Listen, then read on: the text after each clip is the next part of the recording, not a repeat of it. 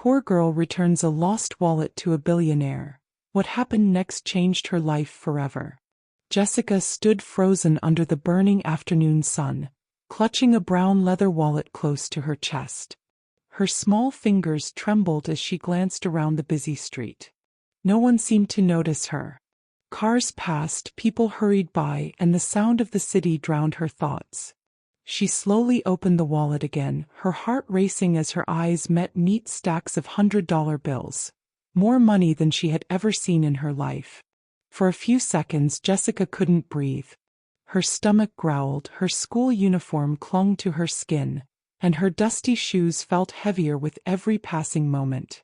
Inside the wallet was also an ID card with a name she could barely believe. Louis Armstrong, one of the richest men in the city. Her mind filled with questions. Should she keep it? Should she tell her mother? Or should she try to return it even though no one would believe her? What Jessica decided to do next would change everything. What would you do if you found a wallet full of money and no one was watching? Tell us where you're watching from, and don't forget to subscribe for more emotional stories. Tomorrow's story is one you won't want to miss. Your support helps us bring more powerful stories to life. Jessica walked through the crowded street, holding the wallet tightly in her hand. Every step felt heavy. Her classmates would already be home eating lunch, but she hadn't even had breakfast. She stared at the wallet again, her throat dry. It could buy food for her mother, pay her school fees, even fix their leaking roof. Yet her conscience whispered softly, "Do the right thing." After a moment of hesitation, she turned back toward the big glass building she had passed earlier. The same place written on the ID card. Armstrong Holdings. Security guards stood at the gate, their expressions serious. Jessica's heart pounded. She took a deep breath and walked closer. "Excuse me, sir," she said, her voice small but firm. "I found this wallet outside." The guard stared at her for a moment, then at the wallet. His eyes widened as he recognized the name. Without a word, he called someone inside. Minutes later, Jessica was escorted into the grand lobby, surrounded by shiny floors and cold air conditioning. Felt like another world. Jessica's worn shoes squeaked softly as she stepped into the waiting area. People in suits moved around quickly, talking into phones, not even glancing her way. She felt out of place but stood tall, clutching the wallet to her chest. A young secretary approached. "Who gave you this?" she asked, taking the wallet carefully. Jessica explained how she found it near the roadside. The secretary frowned in disbelief. "You're saying you didn't take anything from it?" Jessica shook her head. "No, ma'am. It's not mine." Before she could say more, a tall man in a navy suit appeared. His presence filled the room with quiet authority. "What's going on here?" he asked. The secretary quickly explained, handing him the wallet. The man opened it, checked its contents, then looked at Jessica closely. His expression softened. "You found this?" "Yes, sir," she replied quietly. After a pause, he smiled faintly. "Follow me." Jessica followed him into a private office. Large, quiet, and filled with awards and photographs. She stood nervously as he took a seat behind the desk. "My name is Louis Armstrong," he said calmly. "You just returned something very important to me." Jessica's eyes widened. She had heard that name countless times on TV and radio, but never thought she'd stand before the man himself. Louis Armstrong leaned back slightly, studying her face with curiosity. "Tell me," he said, "why didn't you keep it?"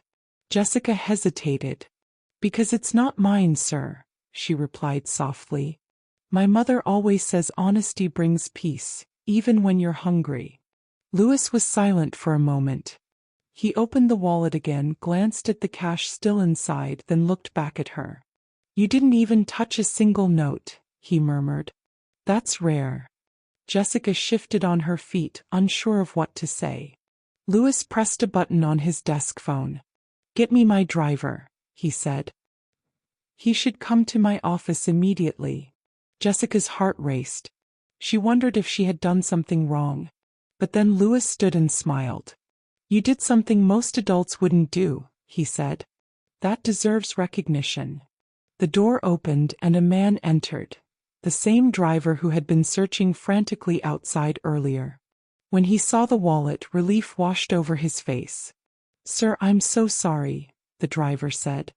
"I didn't even notice when it fell." Louis nodded, then turned to Jessica. "Thank this young girl," he said firmly. "She saved you today." The driver's eyes widened as he turned to Jessica. "Thank you, my daughter," he said, his voice filled with relief. "You've saved my job." He reached into his pocket, pulling out a few crumpled notes. "Please take this." Jessica stepped back and shook her head. "No, sir. I didn't do it for money." Louis watched her carefully. Her honesty, her calmness, it struck something deep within him. He had met countless people in his life, but few with eyes that sincere. "What's your name?" he asked. "Jessica, sir." "Jessica Daniels." Louis nodded slowly. "Jessica," he repeated as though memorizing it. "Where do you live?" She hesitated but answered truthfully.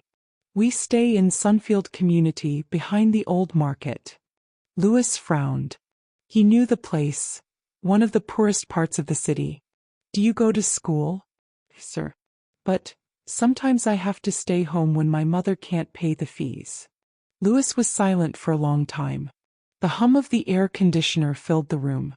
Finally, he said, "Jessica, would you mind if I met your mother?" Jessica blinked in surprise. "My mother?" "Yes," Louis said gently. "I'd like to speak with her. You've done something remarkable, and I believe she should know how proud she ought to be." Jessica hesitated. She wasn't sure what to say.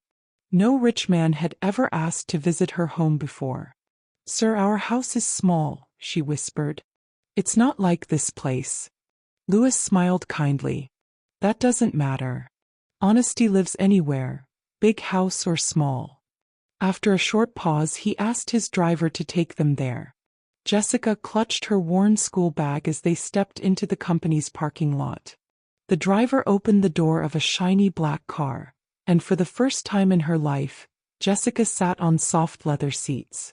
She couldn't stop glancing around in awe. The ride to Sunfield was quiet. Outside, the streets grew rougher, houses closer together, and children played barefoot along the road. When the car stopped in front of a small wooden house, Jessica turned nervously. "This is where we live," she said softly. Louis nodded. "It's all right. Let's go." Jessica's mother came rushing out, surprised to see a large car parked by their door.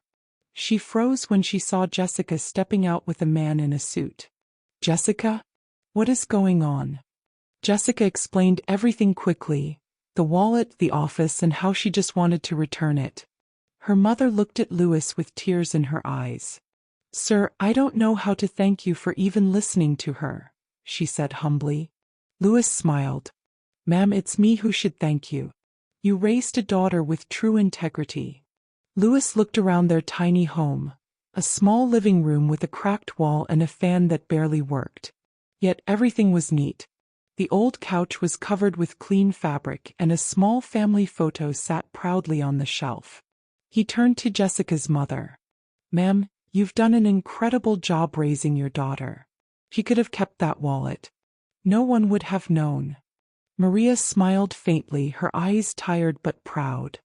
"I've always told her, sir, we may not have much, but we have our honesty. That's something money can't buy." Louis nodded slowly, clearly moved. He took a deep breath and said, "Jessica, how would you like to study at Green Hill Academy?" Jessica blinked, confused. "That's the big school with computers and a library?" "Yes," Louis replied. "From now on, your tuition, books, and uniforms are all on me.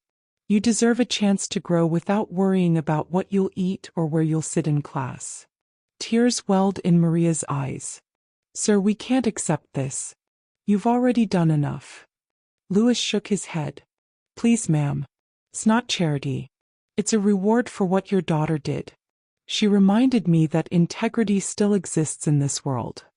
Jessica stood frozen for a moment, then whispered, "Thank you, sir." Her voice trembled, but her eyes shone with hope. Over the next few weeks, Jessica's life began to change. Louis kept his promise. A new school uniform arrived neatly folded in a bag, along with books, shoes, and a letter confirming her full scholarship. The first morning she wore the uniform, she couldn't stop smiling. Her mother adjusted the collar proudly.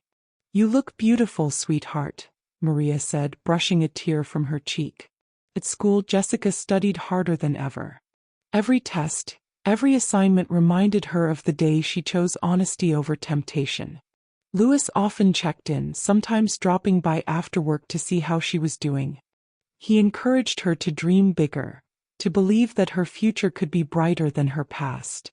One evening, as they sat together at the park, Louis told her, "You know, Jessica, when you returned that wallet, you didn't just give back money. You gave me faith in people again.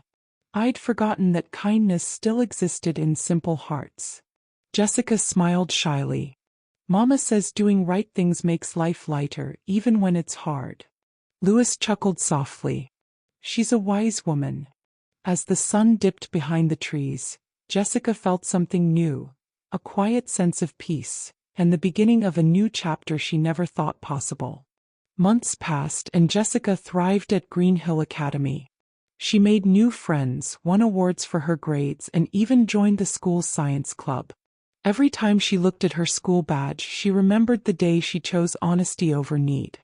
Louis remained part of their lives, visiting often and treating Maria and Jessica like family. One Saturday afternoon, he invited them both to a charity event his company was hosting. The hall was filled with business leaders, teachers, and parents.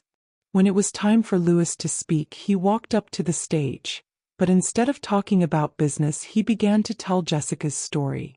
He pointed toward the small girl sitting in the front row. "That little girl reminded me that true wealth isn't what we keep, it's what we give. Her honesty changed how I see the world." The audience gave Jessica a standing ovation. Tears filled her eyes as Louis smiled proudly from the stage. After the event, he turned to Maria and said softly, "I'd like to do more. I want to sponsor a community scholarship program in Jessica's name, to help other children who work hard but have no means." Maria covered her mouth in shock. "God bless you, sir," she whispered. Years later, Jessica grew into a confident young woman, graduating top of her class. She became a teacher, helping children believe that good choices, no matter how small, can change a life. She often told her students, "Doing the right thing doesn't always give quick rewards, but it always leads you somewhere better."